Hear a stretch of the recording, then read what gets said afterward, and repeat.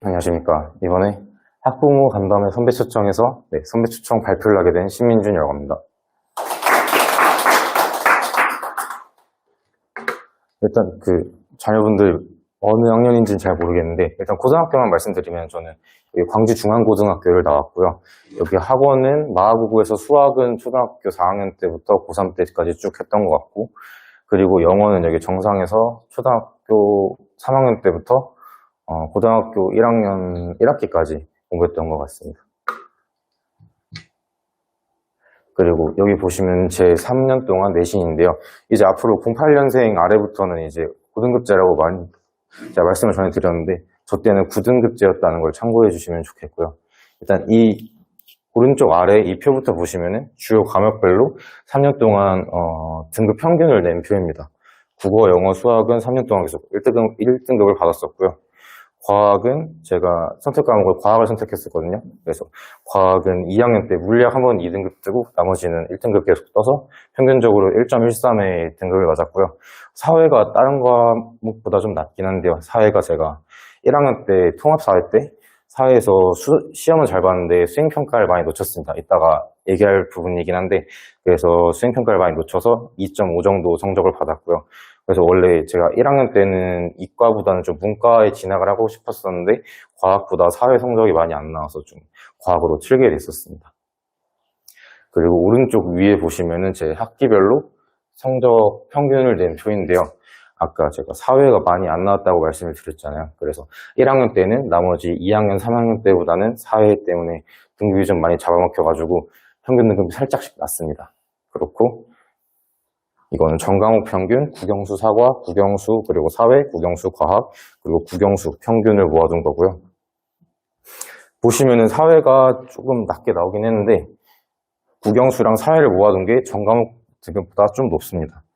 이게 제가 좀 옳다고 말씀을 못 드리는데, 제가 고등학교에서 내신 공부를 할 때는 좀 대학에서 좀 중요하게 보는 과목이 있고 덜 중요하게 보는 과목이 있잖아요. 그래서 시간은 한정돼 있으니까 좀 중요하게 보는 과목에 시간 투자를 좀 더 많이 했습니다. 그래서 좀 기술 가정이나 아니면은 정보 컴퓨팅 같은 거는 이런 좀 주요 과목보다는 공부를 좀 소홀히 해서 등급이 낮게 나오긴 했는데, 이게 옳다고 무조건 옳다 말씀드릴 수는 없는데 대학 입시를 할 때는 이렇게 좀 시간은 한정돼 있으니까 꽤 있게 어떤 과목에 집중해서 투자할지 이런 거를 정해 주시면은 더 효율적으로 대학 입시에서나 아니면은 대학교 지나갈 때 대학을 고르실 수 있을 것 같습니다. 제가 종합적으로 다 평균을 해서는 1.31에 내신 등급이 나왔는데요. 이게 광주 지역에서는 1.31로는 서울대학교 이과에 좀 합격하기 어려운 점수거든요.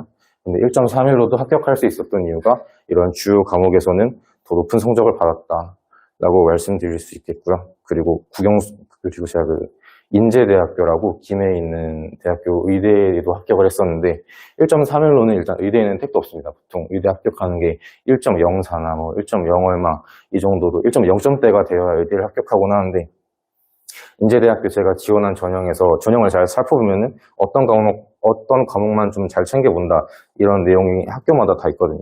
근데 인제대학교 의대에서는 국영수 과목만 반영을 했었습니다. 제가 국영수 과목은 다른 과목에 비해 상당히 높기 때문에 인제대 의대에도 합격을 할 수 있었고요. 이런 것처럼 좀 주요 과목에 시간 투자를 많이 해주셨으면 좋겠고, 그리고 학교마다 입시 요강이나 설명 이런 게 있습니다. 어느 과목을 집중적으로 본다. 이렇게 그런 걸 잘 확인을 하셔가지고 자기 성적에 맞게 좀 자기가 뭐 물리를 더 잘했다 그러면 물리를 더 집중적으로 보는 학교를 만약에 쓰신다면은 자기 성적보다 학교 등급을 한 단계 정도 높이실 수 있지 않나 이렇게 생각을 합니다. 그리고 아까 말씀드렸던 것처럼 전 지금 서울대학교 첨단융합학부에 재학 중이고요.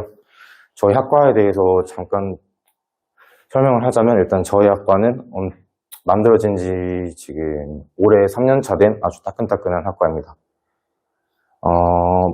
공대나, 보통 이과라고 하면은 공대나 자연계열 많이 생각을 하시는데, 저희 학과는 공대나 자연계열도 아니고 새로 따로 독립적으로 창설된 학부이고요. 이렇게 5가지 과가 있습니다. 저희 학교가 생각하기에 앞으로 좀 유망할 것 같은 그런 전공들을 모아가지고 만들어낸 학과고요. 혁신신약 전공이랑 디지털 헬스케어, 그리고 융합 데이터 과학이라고 컴퓨터 과학이랑 데이터 과학을 합쳐놓은 전공입니다. 그리고 지속 가능 전공, 지속 가능 기술 전공은 이제 뭐 태양광이나 아니면 2차 전지, 좀 지속 가능한 배터리 같은 거를 연구하는 전공이고요. 그리고 차세대 지능형 반도체 전공이 있습니다. 저희 학과는 이제 2학년 1학기까지는 이제 전체적으로 5가지 과목이 어떤 공부를 하나, 아니면 진로가 어떻게 되나, 이런 걸 탐구하는 과정이 있고요. 2학년 1학기 끝나고 이제 세부 전공을 한 개 선택하게 될 텐데, 저는 이제 여기 차세대 지능형 반도체 전공을 선택하게 될 것 같습니다. 그리고 제 소개는 여기까지 간단하게 하고요. 공부법에 대해 말씀을 드려보겠습니다. 이 위에는 제가 유튜브에서 따온 클립들인데요.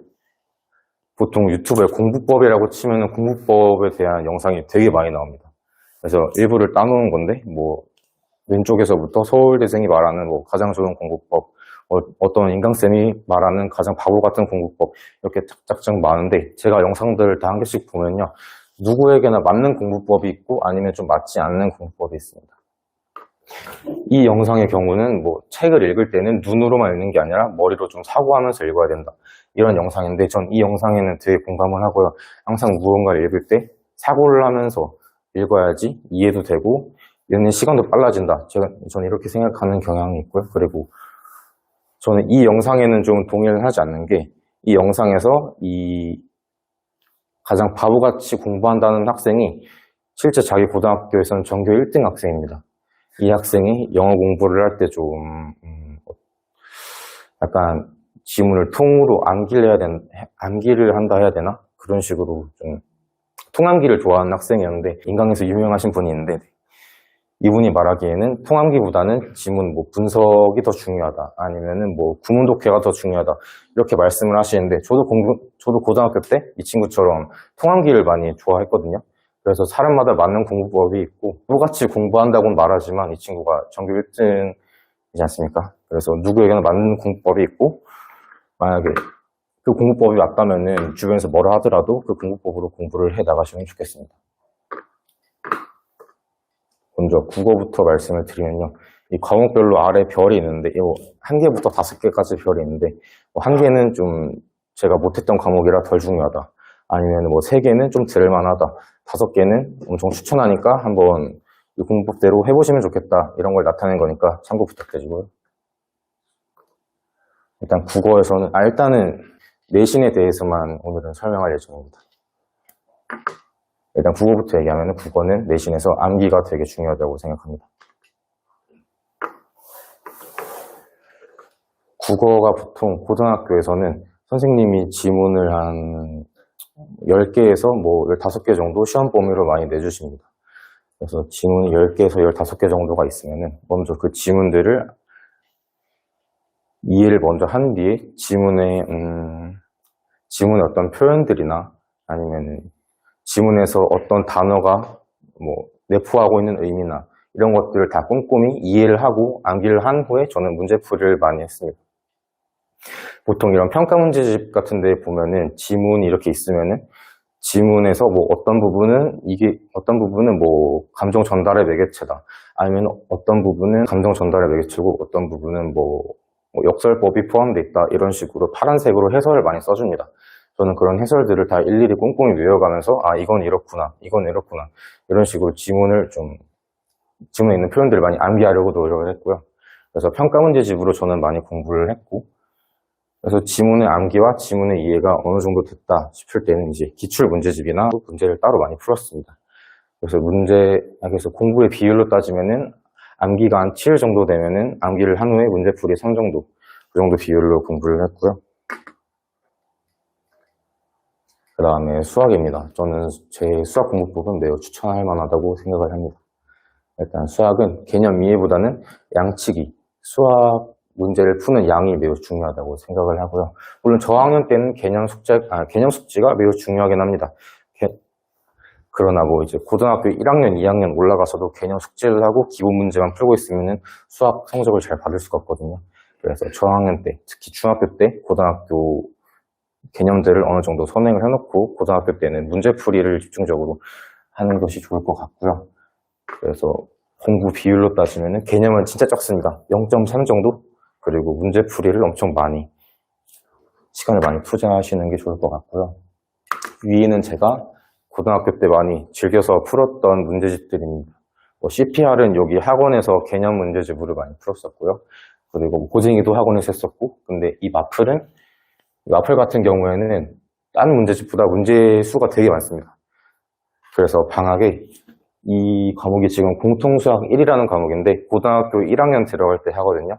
그래서 고등학교 1학년 들어가기 전에 중3 겨울방학이죠. 중3 겨울방학 때 이 책 한 권을 끝내고 들어간다든지 아니면은 미적분이 고3 때 있으면은 고2 겨울방학 때 미적분 마플을 풀고 들어간다든지 이런 식으로 문제를 좀 많이 풀고 그 다음 학기로 넘어갔던 것 같습니다.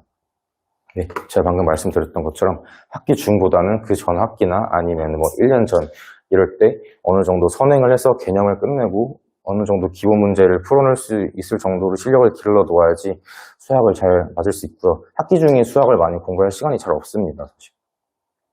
학기 중에는 뭐 다른 암기 공부나 이런 뭐 한국사나 뭐 국어, 영어 같은 암기 공부할 시간, 암기 공부에 바쁘고요. 그래서 수학은 그 전에 미리미리 끝내놓으시는 게 매우 중요하다고 생각을 합니다. 그 다음에 사회에 대해서 말씀드릴 건데 사회는 제가 많이 아까 말씀드렸다시피 잘하지 못해서 설명드릴 게 많이 없긴 합니다. 근데 사회에서 제가 1학년 때 사회에서 수행평가를 많이 망쳤다고 했는데 시험은 나름 또 잘 봤거든요. 95점이나 100점도 맞은 적 있고요. 시험은 잘 봤었는데 사회도 뭐 국어나 국어처럼 암기가 매우 중요하다고 생각을 합니다. 뭐 개념 시중에 파는 뭐 평가서나 아니면은 자습서라고 하죠. 사회 자습서를 사가지고 아까 국어 공부했던 것처럼 내용의 의미나 이런 거를 암기를 한 다음에 암기가 다 됐다 싶을 때 실력 확인용으로 문제를 푸는 방식으로 공부를 했고요. 그래서 사회에서 가장 제가 말하고 싶은 중요한 부분은 수행평가를 잘 챙기자. 수행평가가 되게 중요합니다. 보통 선생님들이 수행평가랑 시험 비중을 뭐 출석 20% 아니면은 뭐 다른 짜잘한 거 10%로 두고 시험을 한 40% 그리고 수행을 30% 정도로 둡니다. 그래서 만약에 수행에서 1점 정도가 깎이게 되면은 시험에서 한 문제를 틀린 게 되거든요. 그래서 수행을 깎이면은 시험을 잘 봐도 좋은 성적을 받을 수 없습니다. 그래서 수행을 잘 챙기셨으면 좋겠고요. 그 다음에 과학은 단원별로 성격이 매우 상이합니다. 물리에서 역학 파트의 경우에는 암기 실력보다는 문제풀이 실력이 많이 중요하고요. 아니면 지구과학에서 지구의 역사 파트는 문제풀이 실력보다는 암기 실력을 많이 요구합니다. 이렇게 뭐 앞으로 이제 진학하실 여러분들은 이제 과목이 나눠지지 않겠지만은 과목이 나눠지지 않는다 하더라도 단원별로 요구하는 능력이 다 정해져 있습니다. 이거는 어떤 단원은 문제풀이 실력을 요구하고 어떤 단원은 암기 실력을 많이 요구하고 단원별로 요구하는 능력을 잘 파악하신 뒤에 그에 맞춰서 공부를 하시면 좋겠습니다. 그리고 수학처럼 문제풀이 실력을 요구하는 단원의 경우에는 그 해당 학기의 문제풀이가 보통 감을 늘리고 실력을 늘려야 문제풀이가 잘 되는 경향이 있는데 해당 학기에 들어서가지고 문제풀이 실력을 올리려면 한계가 많습니다. 그래서 뭐 물리 역학 파트나 아니면 뭐 생명의 유전 파트 이렇게 문제풀이가 중요한 파트의 경우에는 그 전학기나 아니면 해당 직전 방학에 공부를 좀 하고 올라가시면 많이 편할 것 같고요. 아래는 제가 과학 공부할 때 많이 썼던 문제집들인데 이 완자라고 과학 개념서입니다. 과학 개념서인데 문제도 좀 좋게 딸려 있어가지고 개념을 잘 익히고 문제 감을 조금씩 익히는데 도움이 됐고요. 그리고 이 기출픽은 개념은 없고 문제만 많이 좀 모아둔 책입니다. 그래서 개념이 어느 정도 숙달됐다 그러면 이제 문제를 좀 풀어보면서 감을 익히는 식으로 공부를 했습니다. 그 다음에 이제 영어를 말씀드릴 건데 영어는 저는 이게 다 별이거든요. 그래가지고 엄청 저만 이 공부법으로 좀 혜택을 본 게 아니라 제가 옛날에 영어를 공부할 때 같이 공부방에서 공부를 하던 학생이 있었는데 제가 공부하는 방식대로 공부방 같이 다니던 친구한테 너도 이렇게 한번 해봐라 추천을 한번 해주신 적이 있습니다. 그래서 그 학생이 원래 영어가 3등급이었는데 저랑 같이 제가 공부하던 방법대로 공부해서 1등급이 떴고요. 그리고 제가 작년 말에 잠깐 과외를 했었는데, 영어 과외를 했었는데요. 영어 과외하던 학생도 중간고사, 저랑 공부하기 전에 중간고사를 칠 때는 60점인가 그렇게 맞았던 걸로 기억하는데, 저랑 공부하면서 제가 공부하던 방법대로 그 학생한테 입혀서 공부시켰더니 90점 정도 맞았던 것 같고요. 그래서 저만 이 공부법으로 효과를 본 게 아니라 많은 사람들이 효과를 본 공부법이다. 참고해 주셨으면 좋겠고요. 일단은 영어는 전 암기가 수능 영어는 또 다른 얘기긴 하지만 내신 영어의 경우는 암기가 저는 거의 100%, 뭐 99.9%라고 생각을 합니다. 일단 암기를 하기 전에는 지문 숙지가 일단 먼저 중요하고요. 학원에서 시험 기간에 보통 영어도 국어랑 마찬가지로 한 20지문 정도 중간 기말 때 시험 범위로 나오곤 하는데요. 여기 학원에서 이렇게 보통 맨 처음에 시험 범위에 대해서 뭐 해설이나 아니면은 지문 해설을 많이 해줍니다.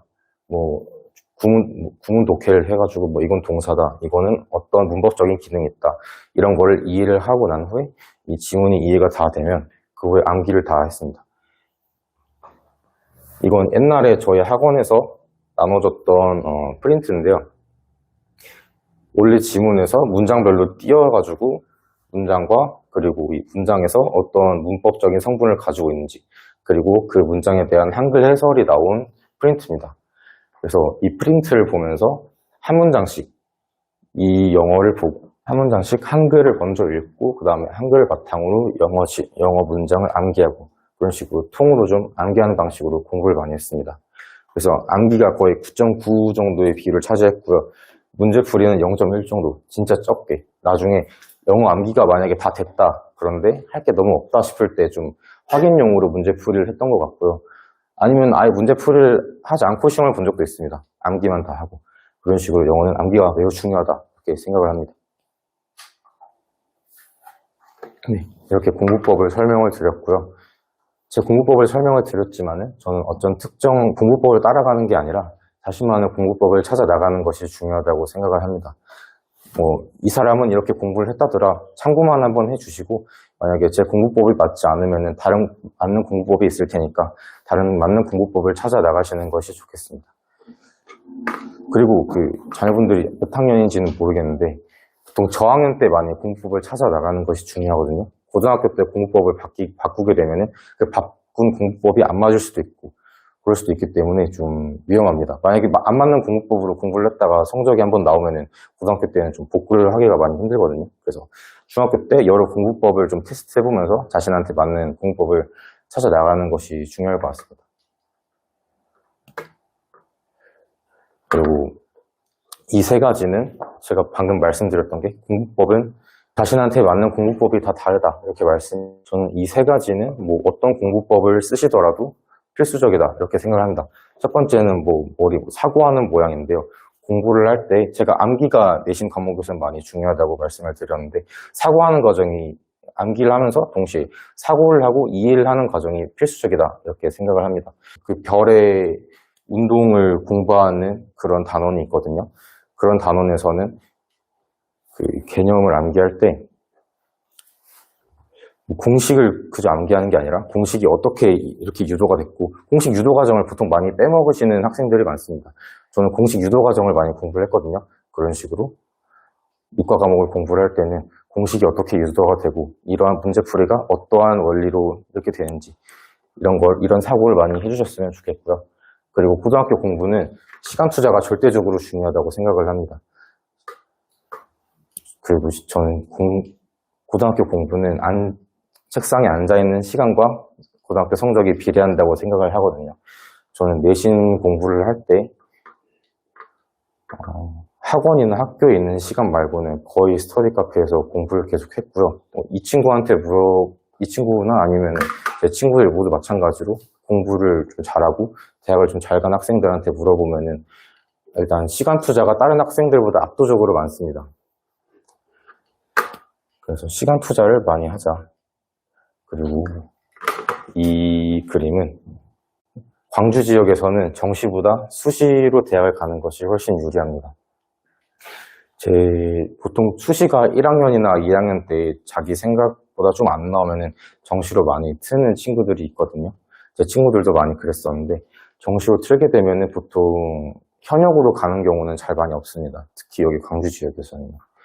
그래서 제 친구들도 정시를 했던 친구들은 자기 기대보다, 자기 수시 성적보다 더 낮은 대학교를 많이 갔고요. 아니면 보통 재수를 많이 했고, 삼수를 하는 친구들도 있습니다.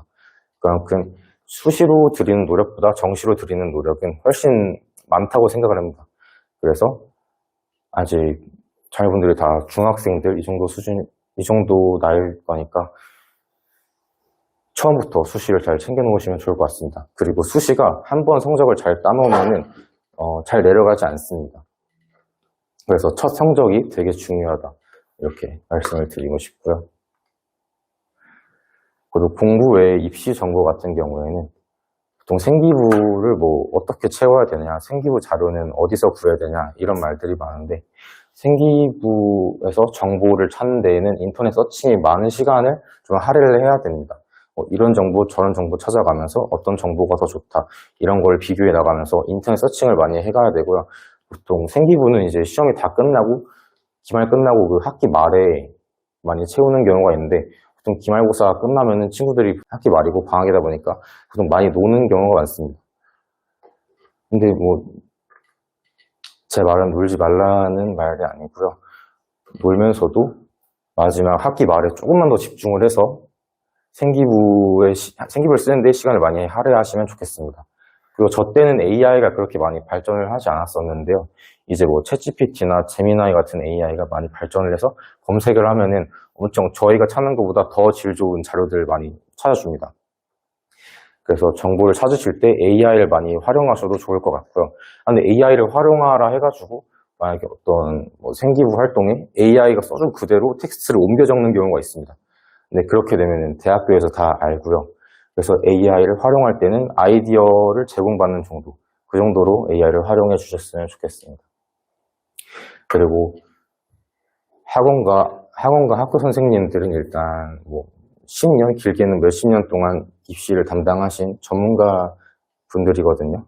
그래서 학교나 학원 선생님들과 깊이 있는 상담을 통해 생기부를 꾸려 나가시면 좋을 것 같고요. 이 학원에서도 담임 선생님들이 한 학기에 한두 번씩 그런 생기부 상담을 많이 해주시거든요. 그래서 선생님과 상담하면서 이거는 이렇게 쓰자, 아니면 어떤 자료를 이 생기부에 추가하는 것이 좋을 것 같다 많이 추천을 해주시니까 선생님들과 많이 상담을 하는 것이 좋다 말씀을 드리고요. 그리고 생기부를 어떻게 구성하면 좋을지 말씀을 드려보겠습니다. 이거는 제 생기부에서 따왔던 내용입니다. 안에 내용이 중요한 게 아니라 물리학에서 생기부에 썼던 내용인데 이 부분이 또한 물리 과목에서 어떤 방정식에 어떤 적분형을 탐구한 경험을 바탕으로 어떤 탐구를 했다 이런 식의 생기부 내용이었습니다. 이게 제가 고등학교 3학년 때 물리2에서 썼던 생기부 내용인데요. 이 밑줄 친 부분이 제가 고등학교 2학년 때 물리1에서 생기부를 채울 때 탐구했던 내용이었습니다. 그런 식으로 생기부를 채울 때, 뭐 2학년이었으면 1학년 때 자기가 탐구했던 내용에서 좀 더 심화를 해서 탐구를 해서 꾸려나가면은 생기부를 좀 더 다채롭게 아니면 더 깊이 있는 생기부를 만들 수 있고요. 생기부 내용의 통일성이 매우 중요합니다. 그래서 생기부를 채우실 때 그 전 학년이나 전 학기에서 탐구했던 내용을 참고를 많이 하시고 그 내용을 바탕으로 심화해서 내용을 꾸려나가시면 좋을 것 같고요. 그리고 제가 학부모님들이 많이 오신다고 들어가지고 어떤 내용이 좀 도움이 많이 될까 고민을 하다가 추가한 내용인데요. 부모로서 아이에게 어떻게 하면 힘이 될 수 있을까? 그냥 저희 어머니가 저한테 이런 행동을 하셨을 때 어떤 게 힘이 됐다, 어떤 게 조금 불편했다 이런 걸 좀 말씀드리고 싶었습니다. 많은데요. 자녀의 공부에 관심을 갖고 있음을 드러내는 것. 저희 어머니가 제가 입시에 관심이 있는 것보다 훨씬 더 많이 제 입시에 신경을 많이 써주시고 관심을 많이 가져주셨습니다. 그래서 저뿐만 아니라 저희 어머니가 저한테 제공해 주시는 자료도 되게 많았거든요. 그런 게 저는 공부에만 집중할 수 있게 되고요. 그리고 우리 엄마가 날 이렇게 많이 챙겨주고 이렇게 뒤에서 받쳐주는구나 이런 식으로 힘이 많이 되었던 것 같습니다. 그리고 자녀를 믿어주고 채찍질보다는 응원을 많이 해주시면 좋을 것 같습니다. 보통 부모님들 중에 자기 자녀한테 좀 동기부여를 줘야겠다 싶어서 채찍질을 하시는 부모님들이 가끔씩 있습니다. 뭐 시험을 보면은 뭐 이건 더 잘할 수 있지 않았느냐 이런 식으로 채찍질을 하시는 부모님들이 많았는데요. 저는 부모의 경우에는 채찍질을 하시기보다는 자녀한테 힘이 되어주시는 게 훨씬 더 좋다고 생각을 합니다. 시험을 좀 못 봤더라도 뭐 잘했다, 수고했다 이런 말 한마디가 자녀한테는 엄청 큰 힘이 되거든요. 그래서 자녀한테 좀 채찍질보다는 많이 좋은 말씀 많이 해주시면 좋을 것 같고요. 그리고 평소 좋은 관계를 유지하고 좋은 추억을 많이 쌓는 것은 일단은 자녀의 정서적 안정감이 친구 중에 좀 부모님이랑 사이가 안 좋아서 많이 싸우는 친구가 있었는데요. 그래서 그 친구랑 항상 얘기를 할 때마다 뭐 집에 들어가기가 싫다 아니면은 저랑 공부를 하다가도 부모님이랑 뭐 카톡으로 싸우기도 하고 그런 식으로 부모님과 사이가 안 좋은 경우에는 아이가 정서적으로 많이 불안한 경우를 많이 봤습니다. 그래서 평소에 좋은 관계를 유지하고 추억도 많이 쌓아주시면 좋을 것 같고요. 그래서 아까 말씀드린 것처럼 아이 입시 아니면은 아이 생기부 정보나 아니면은 어떤 좀 공부 자료가 좋을지 그런 정보를 많이 습득해서 아이한테 제공을 해주셔서 자녀가 부모와 같이 입시를 치르고 있다는 느낌을 받도록 해주시면은 아이에게 정말 많은 큰 도움이 될 것 같습니다. 준비한 내용은 이 정도고요. 준비를 많이 못해가지고 좀 두서없이 많이 얘기를 하긴 했는데 발표 들어주셔서 많이 감사하고요. 앞으로 입시를 치른 학생들과 그리고 그 학부모님들을 진심으로 응원하겠습니다. 감사합니다. 네, 안녕하세요. 저는 고려대학교 언어학과 2호학번 문수현이라고 합니다. 사진을 넣어놨는데, 네, 저는 이제 경화여중 경화여고를 졸업했고, 현재 고려대학교에 재학 중입니다. 이제 미리 말씀드리자면, 저는 고려대 수시 학생부 종합 전형에 해당되는 학업우수 전형으로 최종 합격을 하였고요.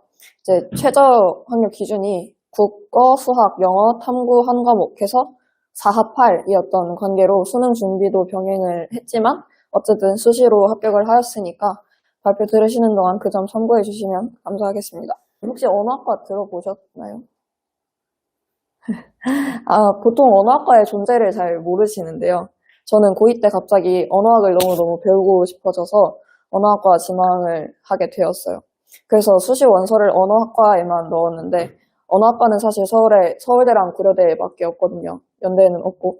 그래서 저는 수시 카드 총 6장을 전부 넣지 않았고 서울대와 고려대에만 사용을 했습니다. 그러다 보니까 생기부에도 언어학과 관련된 내용이 정말 많았고 언어 과목인 국어, 영어 과목의 성적도 높았다는 것을 미리 말씀드리겠습니다. 네, 들어가기 전에 간단히 제 입시와 관련된 정보를 말씀드렸는데요. 순서대로 과목별 학습법, 내신 대비 Q&A 순서로 진행을 해보겠습니다. 먼저 과목별 학습법입니다.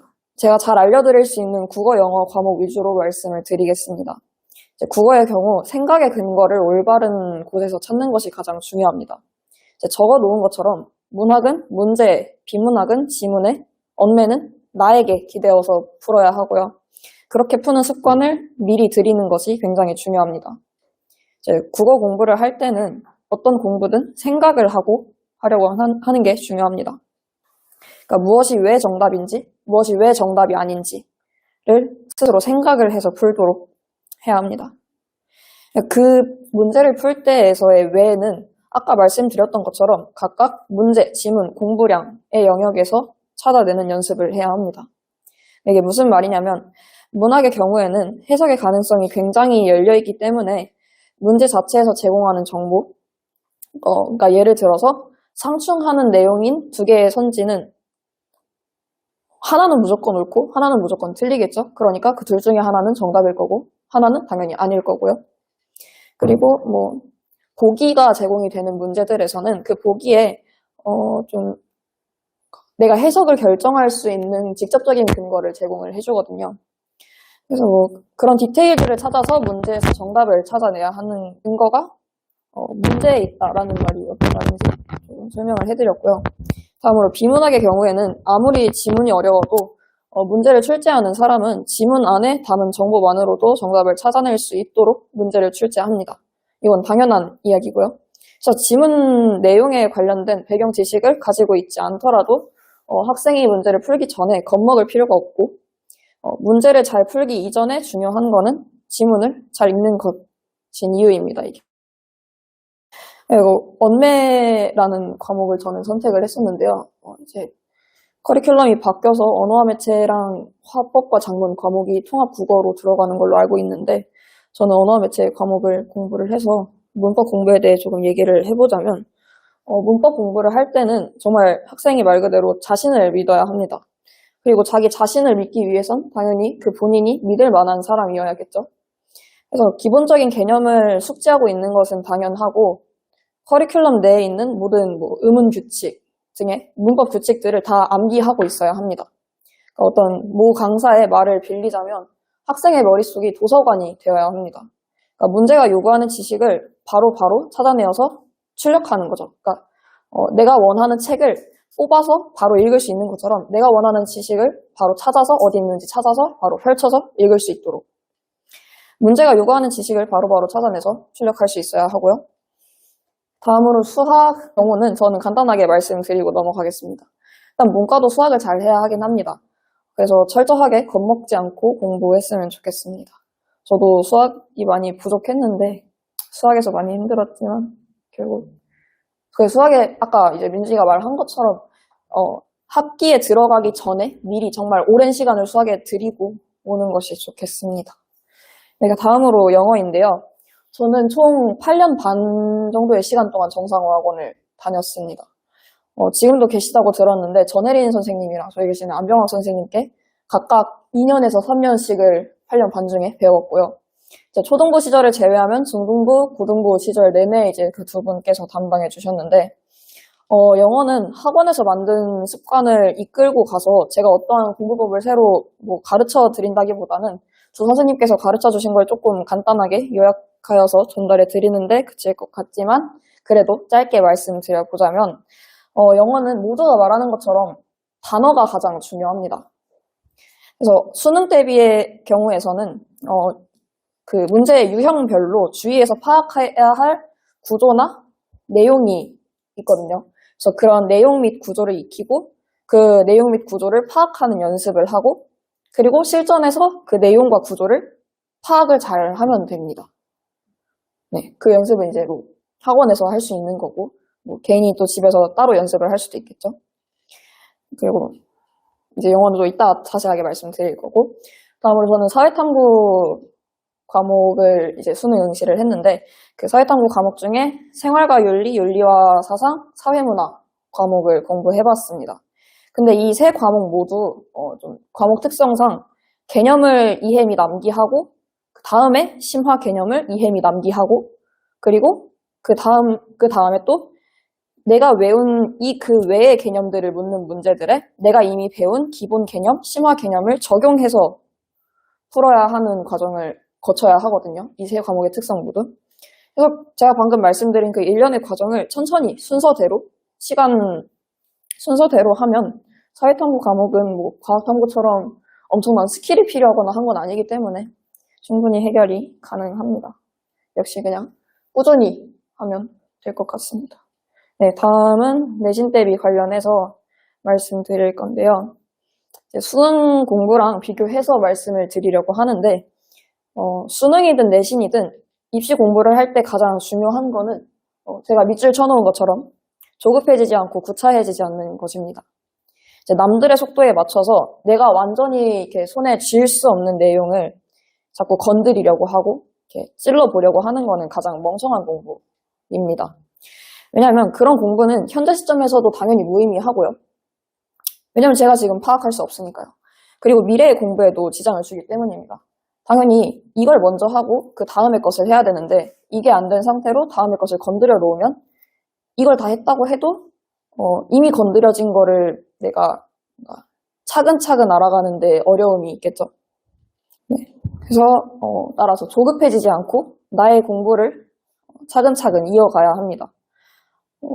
그리고 구차해지지 말아야 한다는 것은 이제 나와의 싸움과 관련된 이야기인데요.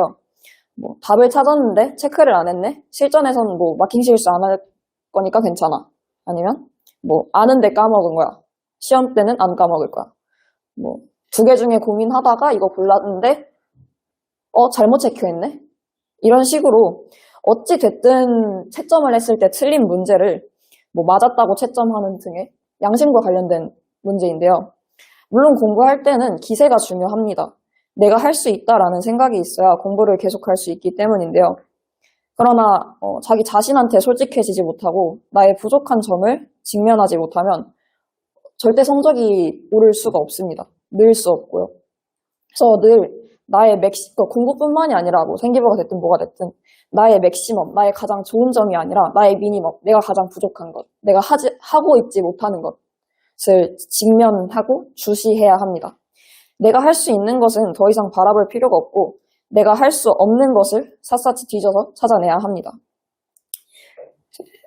특히 내신의 경우에서는 성적만 신경을 쓸 게 아니라 생기부를 챙겨야 하잖아요. 사실 저희 경화 후배들한테 내신과 생기부 중에 뭘 더 잘해야 하는지에 관한 질문을 좀 많이 받는데요. 열심히 답을 해주긴 하지만 사실 이건 무의미한 질문입니다. 당연히 둘 다 잘해야죠. 뭘 더 잘해야 하는지, 뭘 조금 더 못해도 되는지는 중요한 게 아니고요. 그러니까 제가 늘 후배들한테 말을 하는 게 포기할 것을 찾으면 안 됩니다. 어떻게든 내가 가질 수 있는 모든 것을 손에 쥐려고 노력해야 해요. 내가 가질 수 없다고 생각이 드는 것조차 가지려고 노력을 해야 어떻게든 나의 맥시멈에 도달할 수 있겠죠. 당연히 그 과정이 힘들고요. 뭐 생기부가 됐든 내신이 됐든 어떤 것도 포기를 하면 안 되지만 이렇게 말을 해도 사실 어쨌든 가장 중요한 건 내신 성적입니다. 이제 이거는 생기부도 잘 챙기는 게 당연히 제일 목표가 돼야 하지만 생기부를 잘 챙기고 내신을 못 챙기는 것보다 내신을 잘 챙기고 생기부를 못 챙긴 경우에 조금 더 구제의 가능성이 크기 때문인데요. 내신은 혼자 해내기가 정말 어렵습니다. 시험의 기조라는 것이 내신의 시험에서는 수능 시험보다도 훨씬 중요한데 그 시험의 기조라는 것이 어떤 평가원 이렇게 큰 집단, 단체에서 출제를 하는 게 아니라 학교 선생님들의 개인적인 성향에 따르는 거기 때문에 그런 시험의 기조를 개인이, 그것도 어린 학생이 파악하기는 어렵고 실제로 불가능하기 때문입니다. 이제 학원을 다닌다면 학원의 커리큘럼에 충실해야 하는 이유가 그거고요.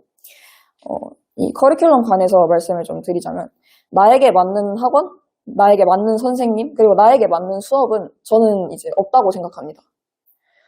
예를 들어 저의 경우에는 아까 잠깐 말씀드린 것처럼 정상을 오래 다녔는데 정상을 다니는 동안 이제 안병학 선생님의 설명을 좀 제가 체화를 하려고 노력을 많이 했습니다.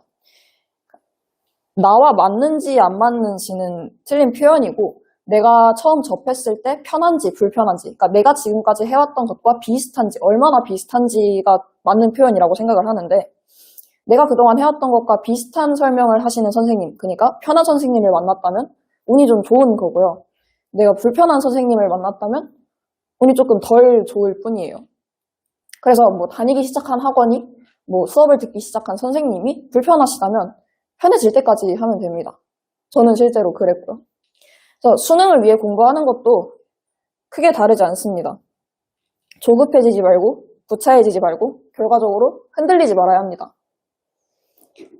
저는 그랬고 아직도 저는 고1 때 배웠던 병학쌤이 그 시그니처로 지문별 접근법이라고 있거든요.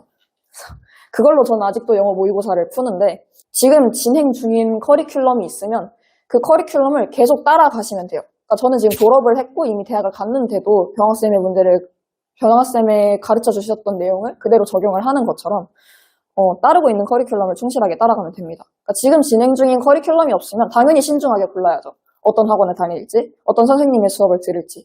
근데 이미 학원을 다니고 있으면 불평불만 하지 말고 그냥 따르면 결국 됩니다.